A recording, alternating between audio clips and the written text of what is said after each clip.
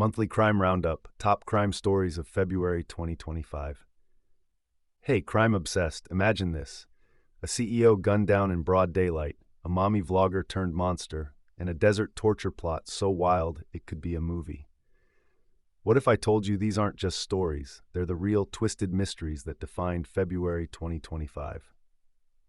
Welcome to Crime Mysteries Uncovered, the channel where we peel back the layers of the darkest cases, the ones that keep you up at night. I'm Crime Mysteries Uncovered, your guide through the shadows, and today we're diving into the Monthly Crime Roundup, top crime stories of February 2025. 5 cases, endless questions. Grab your coffee, lock the doors, and let's uncover the truth together. New here? Crime Mysteries Uncovered is all about going deep beyond the headlines, into the motives, the evidence, the why. We don't just tell you what happened, we explore what it means. So if you're ready to join our community of mystery seekers, smash that subscribe button and stick with me.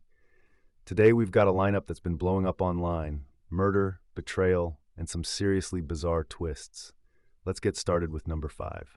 Number 5, Hossein Nayeri, the Desert Devil's Wicked Game. Okay, let's kick things off with a story that's equal parts horrifying and fascinating. Hossein Nayeri. This guy's name hit the headlines hard this month, thanks to Hulu's Wicked Game, Devil in the Desert, a 4-part docuseries that dropped on February 4th, 2025. But before we get into that, let's rewind to where it all began, because this isn't just a crime, it's a saga. Picture this, it's 2012 in Newport Beach, California.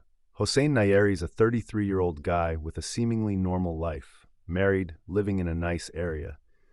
But underneath, he's got a dark side brewing. He teams up with 2 accomplices, Kyle Handley and Naomi Rodas, because he's convinced a local marijuana dispensary owner's sitting on $1 million in cash. Spoiler, there's no $1 million. But that doesn't stop Nayeri from orchestrating one of the most brutal crimes I've ever come across. They kidnap this guy. Let's call him Michael, since his real name's been kept pretty quiet in some reports, along with his roommate, a woman named Jane. They're dragged out of their home in the dead of night, thrown into a van, and driven to the Mojave Desert. Now, if you've never been to the Mojave, it's this vast, empty stretch, sand, Joshua trees, and nowhere to run. Perfect for what Nayeri had in mind. They tie Michael up, and here's where it gets gruesome.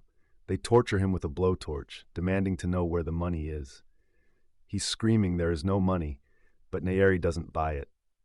They even cut him, down there if you catch my drift, before leaving him and Jane to die in the sand. Miraculously, they survive. Jane frees herself, flags down help, and the cops start piecing it together. Nayeri's arrested, charged with kidnapping, torture, you name it. But here's the twist that makes this a Crime Mysteries Uncovered classic. He doesn't just sit in jail waiting for trial. In 2016, he pulls off a jailbreak straight out of a movie, cuts through bars, rappels down with bedsheets, the works. He's on the run for a week, hiding out, even fleeing to Iran at one point, before they finally nab him. So why is this trending in February to 2025? Hulu's docuseries dives into every detail. Interviews with the victims, Nayeri's ex-wife, even jailhouse footage.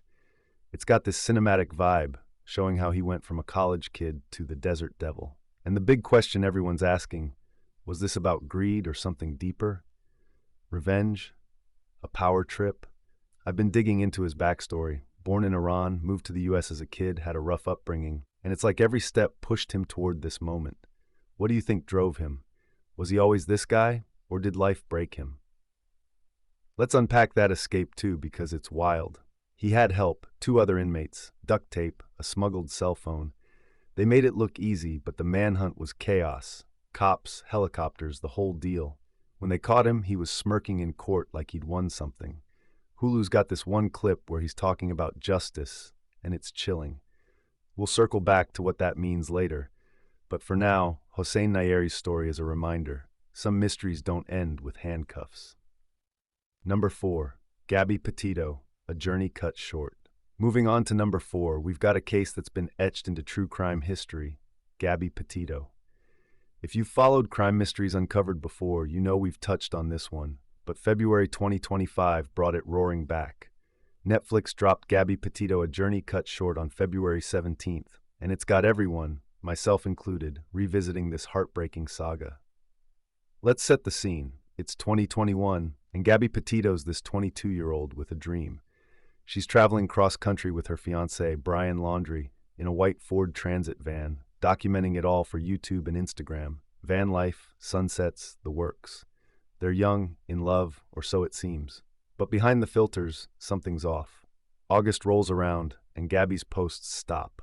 Her family's worried. She's not answering calls. Then, on August 12th, Moab police pull the couple over after a domestic dispute call. Body cam shows Gabby crying, Brian casual, and the cops let them go. Big mistake. Fast forward to September, Gabby's missing. Brian's back in Florida, alone, lawyered up, saying nothing. The internet explodes, find Gabby trends. Amateur sleuths dissect her vlogs. Then the worst news, her body's found in Wyoming's Bridger-Teton National Forest, strangled. Brian's named a person of interest, but he bolts into the swamps of the Carlton Reserve. October 2021, they find him, dead, self-inflicted gunshot, with a notebook confessing he killed her after an argument. Case closed, right? Not quite.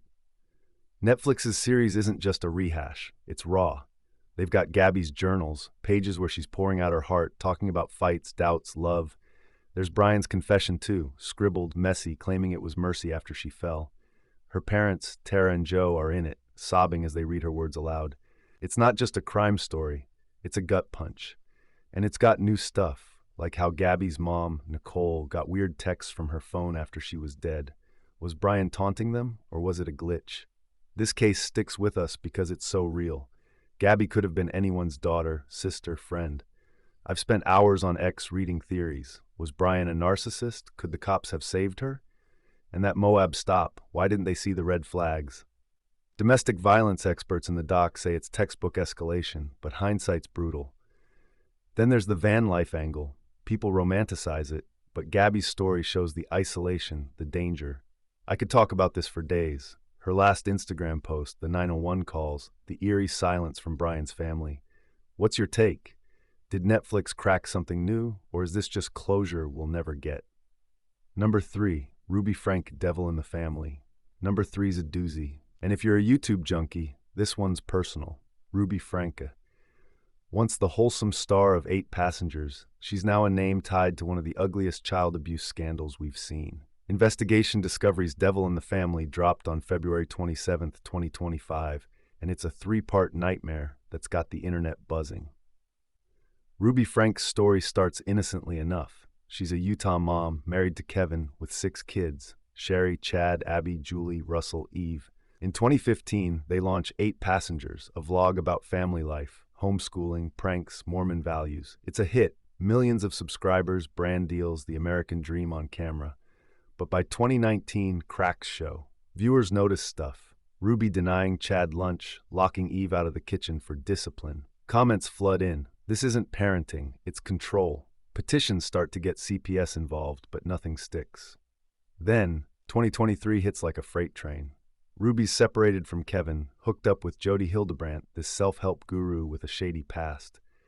They're running Connections, a counseling gig, preaching extreme discipline. August 30th, Ruby's 12-year-old son Russell escapes Jody's house, duct-taped, emaciated, begging a neighbor for help. Cops raid the place, find Eve, 10, in a closet, starved, bound. Ruby and Jody are arrested, charged with 6 counts of aggravated child abuse each. Plead guilty by December, Ruby gets 4 to 30 years. The doc? It's unrelenting. Over 1,000 hours of footage, some from 8 Passengers, some from Jody's security cams, show the kids in truth circles, forced to sleep on concrete, starved as repentance. Ruby's on tape saying it's for their salvation. Kevin claims he didn't know, but Sherry and Chad, now adults, cut ties, saying he enabled it. Jody's backstory's nuts too, excommunicated from the LDS Church, obsessed with demons in kids. It's cult vibes, and Ruby bought in hard. Why is this blowing up now? The doc's timing, February 27th, coincides with sentencing updates, and it's got unseen clips, like Ruby's cold apology in court. I've been digging into X posts. Fans feel betrayed. They watched this family for years. Was she always this way, or did Jody flip a switch? And the kids, Russell's escape was pure courage. What scars do they carry? This isn't just crime. It's a warning about who we trust online. Let's unpack that vlog footage. Were we all blind? Number 2. Luigi Mangione, Murder as Message. Number 2's a blockbuster. Luigi Mangione, the guy who turned a Manhattan street into a crime scene. Investigation Discovery's Luigi Mangione, Murder as Message premiered February 17th, 2025, and it's the talk of the month. This isn't your average murder, it's a statement. December 4th, 2024, Midtown Manhattan. Brian Thompson, 50, CEO of United Healthcare, steps out of the Hilton Hotel after an investors meeting. It's busy, tourists, taxis, holiday buzz. Then bang, 5 shots from a silenced 9mm. Thompson's down, hit in the chest and legs. The shooter, a skinny guy in black, masked, calm as anything. He walks off, drops shell casings marked deny, defend, depose, a jab at insurance tactics. Cops ID him fast. Luigi Mangione, 26, a mechanical engineer from Pennsylvania. Mangione's no random thug. Ivy League grad, clean record, but he's got a grudge. His cousin died after United Healthcare denied coverage. Mangione's been vocal on X about it, railing against corporate greed. He flies to New York, builds a ghost gun with a 3D printer, stakes out Thompson for days. December 17th, they catch him in Altoona after a tip. Gun parts, fake IDs, and a manifesto in his bag. He pleads not guilty to murder as an act of terrorism, says it's justice. The doc's got it all: NYPD body cam, Mangione's smirking mugshot, interviews with his mom, who's devastated. Those casings, hand-engraved, a middle finger to the system. X is split, some call him a folk hero, others a psycho. I've been down the rabbit hole on this. His LinkedIn's still up, all polished and professional. How does a guy like that snap? And Thompson, big shot, sure, but just a cog in the machine. Was this personal or a symbol? Let's talk that gun. 3D printed, untraceable, a true crime nerd's dream. The manifesto's wild too, pages of stats on denied claims, mixed with rants about his cousin. Prosecutors say it's premeditated terror, his lawyers pushing mental health. Where do you land? Hero, villain, or broken? This one's gonna linger. Number 1, February recap, the month's wild card. And number 1, it's the chaos of February 2025 itself. The stories that didn't crack the top 4 but still hit hard. This month's been a roller coaster, and you've been sending me gems on X to prove it. Let's run through some wild cards. Take Dallas-Fort Worth, February 9th. A guy gets life for killing his girlfriend, stuffing her in a fridge. Cops found her after a welfare check. Neighbors heard screams. Or Austin, crime stats spiked this month, with a string of burglaries tied to a single crew. Then there's the smaller stuff, like that Russian mom in Moscow shielding her kid from a Rottweiler attack, caught on cam February 28th. Not a crime per se, but it's got that raw, visceral edge we love.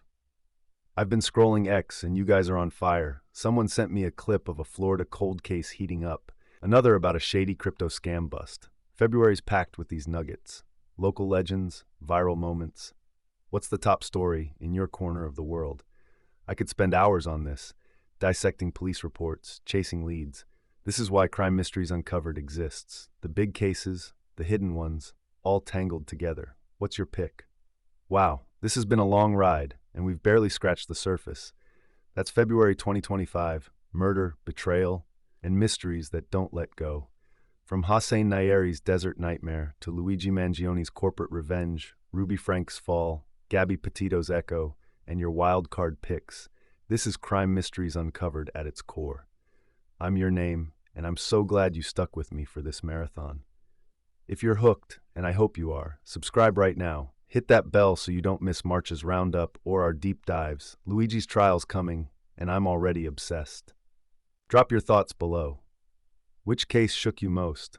Got a story for me? Drop your comment under. I read everything. Thanks for being part of this community. Stay curious, stay safe, and I'll see you in the next mystery.